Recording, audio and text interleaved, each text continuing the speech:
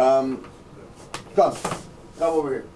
So first of all, we're here in these rooms. We're doing mostly standardized patient, simulated patient type of room. But in a moment, I'm going to take you to where all the surgical simulators and procedural simulators are. A big hall. There's a big ophthalmology course. I don't want now to interfere, but we'll go into that. When we do surgical or procedural courses, we usually use a hall over there that I'll show you in a moment, where we put a lot of mannequins and task trainers and simulators, and they do one-on-one. But then they go into these rooms, surgeons, and for example, ultrasound expert will go into a room and he or she will have to tell a lady that we just found very bad finding. So they'll have to train on the emotional aspect and the humane aspect. We have here Yechiel, who is the CEO of MedSim, and Mark, who is the founder of MedSim. Have you met them already? No. Not properly, so let's do that now. So Mark and Yechiel are...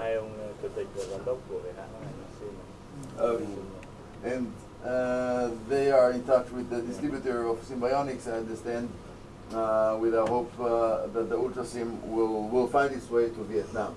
I'll tell you two things about what we to be transparent about the history. Mark and I both come from the Israeli Air Force.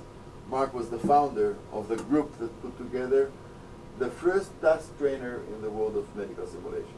Symbionics came more or less same time, about a year later. So the first simulator that in the healthcare system came out of Mark's expertise in aviation simulation. Bless you. He was doing an F-16 simulator for the Israeli Air Force, and then he moved into healthcare simulator, and this was the first product of MedSim. It was in 95. 95. 3 years later, I joined Mark for 2 years, and I was the medical director of this company when I was in the States, and we were running this concept of simulation centers together, which eventually became what you see here today at MedSim. But this is the longest standing simulator out there that really came out of aviation. And Yechiel was recruited by Mark, a year ago or something, right? Year and a half ago to be a CEO, and you're also with aviation background, right? No, I'm from the intelligence. Intelligence background. Okay, so this is MedSim, and MedSim and Symbionics were the first two groups out there in medical simulation in the world. There was nobody else. METI was the group that did the mannequins that you saw before. Leodol was out there for many years with resuscitation mannequins. But it was low-cost, low-tech simulations. But METI was high-tech for anesthesia. MedSim was high-tech for ultrasound. Symbionics was high-tech for GI. GI was the first Symbionics, right? First Symbionics tool, and then they moved on to laparoscopic, etc. So Israel is very proud of what we've done. And in both Symbionics and in MedSim's products, you will see beautiful application of the aviation mindset of training with a lot of curriculum inside, and no less important, with the ability to debrief, to make sure that you've done the right thing. So I'm just going to show you that. We are running this simulator for many different applications like we do with Symbionics tools. The idea is the same. The concept is the same. So you would have a case library that is basically based on some clinical data. We like in Symbionics, you don't just come and do laparoscopic. You come and you have a story. And there's a story here. This lady has an abdominal liver function, and she was sent to the doctor, to the ultrasound, to do some liver ultrasound. Okay? So we should have here volume. For some reason, sorry for that. Lama sacada the volume. Patient volume. Let's see if they have enough volume. I really haven't had much wrong with my health. Okay, the patient talks to me. He or she will tell me a little bit why she was sent, and I can go on and see all kinds of data I need to know as an ultrasound technician, doctor, whatever. And then I come and do ultrasound. Unlike Symbionics, where its tools are fully virtual, meaning Symbionics creates the gastric or the laparoscopic environment by virtual tools. MedSim went to a different mode. MedSim went into a mode by which they acquire three-dimensional ultrasound from real patients, and I'm now doing ultrasound. And I'm doing ultrasound on this right upper quadrant block over here. In a moment, let me just show you. And then if you want to ask some questions, Mark and Yechiel are here. So whatever I'm doing here is as real as it is. I'm not an expert in ultrasound. I think that I found the lever, longitudinal, demonstrating the aorta and the left lobe. I think this is the aorta left lobe. I think this is a great view of what they wanted me to show. So I freeze, and I store, and I think that I've done a good job, okay? It could be that I've done a good job, it could be not, but I don't know. So what do I do now? I go out of this tool, and I go to the image library. This very task was done already by an expert. I can now go and see and compare what did I do. The green plane is the expert's view. The red plane is my view, perpendicular, completely off, not even close to the area where I should have been, right? Very different images. Now, without you holding my hand, I can fly myself to the right spot. See where I am now? This is me.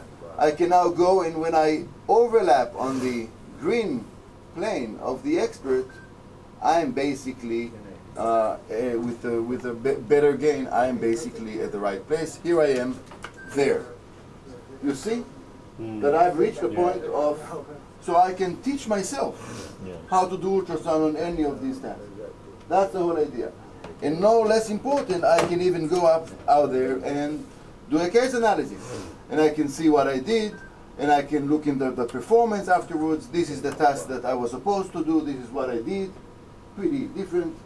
And I can learn from ultrasound. So I can do abdominal ultrasound, I can do breast ultrasound, I can do carotid Doppler ultrasound, I can do endovaginal ultrasound with the endovaginal probe, and I can do many different cases like trauma ultrasound and fast, of course, etc. So I can, at the end of the day, have a platform here that is not dependent on the right patient being there at your clinic at the right time with the right pathology. I can actually create a library of patients that's similar to what Simbionix gives you on the laparoscopic task and whatever it may be. So this was the first simulator out there in the world of task. So if you want to have a look at it a little bit more, and Mark and or if you want to show you, you're most welcome. Mark, take any questions? Go ahead. So my name is Professor Ziv, Amitai Ziv. I'm Deputy Director of the Sheba Medical Center. I'm in charge of risk management, patient safety. And I'm also the founder and the director of MSR, the Israel Center for Medical Simulation, which is the national simulation center in Israel that operates simulation-based education and training on many, many different healthcare fronts. Basically, what's unique about MSR is the fact that we're using all types of simulators, all types of simulation modalities, and we are among which are task trainers. And when I'm talking about task trainers, I'm talking about the whole family of simulators that enables us to teach health professionals how to acquire clinical skills on certain tasks in medicine. When we talk about this family, the first example that came out of the world of medicine, or the first task trainer that was released to the field of medical simulation was the UltraSim of MedSim. It's an ultrasound simulator that was founded by my best friend from the Israeli Air Force that brought into this simulator a lot of these the training concepts of aviation-based simulation, by which you're enabled to meet many different scenarios, in this case in the task training of ultrasound, in a safe environment where you can actually meet many different pathologies, many different scenarios in a very structured, safe environment, where you can teach yourself a lot of self-tutorials, and no less important, get some feedback from the system without even the presence of an instructor, because the system as a system has a built-in instructor module in it. So what's beautiful about the UltraSim, which is the first of its kind in the world, the first task trainer that came out in the world, again inspired by aviation simulation.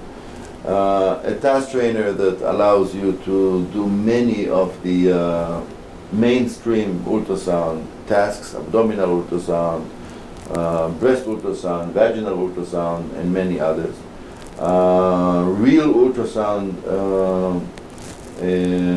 data is acquired from real patients so that you can train in an ultrasound environment which is not virtual but rather authentic ultrasound acquired from real patients. But then after, everything is manipulated to be a well-designed curriculum by which you do task one after the other, right upper quadrant, left quadrant, whatever, where you can actually train yourself, get feedback from the system, move as you go with some reference of experts' images that are built into the system. So at the end of the day, UltraSim has not only been the first of its kind, but it's also the long-standing simulator out there in the field of ultrasound. You know, the one simulator that came out in 1995, and ever since has been out there available to the field of medicine. Last point, perhaps I should say, is that ultrasound is perceived to be the stethoscope of this millennium. We've been using stethoscope for generations. We don't really know well to interpret auscultation sounds from the stethoscope. We believe that ultrasound will go into a bedside ultrasound performed by every doctor out there in the clinical world, family medicine, field medicine, hospital medicine. That's why we need to acquire the skills of basic ultrasound, at least, by almost every physician. And it's coming, not only in obstetrics, it's coming in obstetrics, in cardiology, in family medicine, in operating rooms, in emergency rooms, obviously, and beyond. So these are skills that we need to acquire, and as such, the platform is really a great tool, both for technicians who do ultrasound, but also for any healthcare professional who needs to acquire basic skills in ultrasound.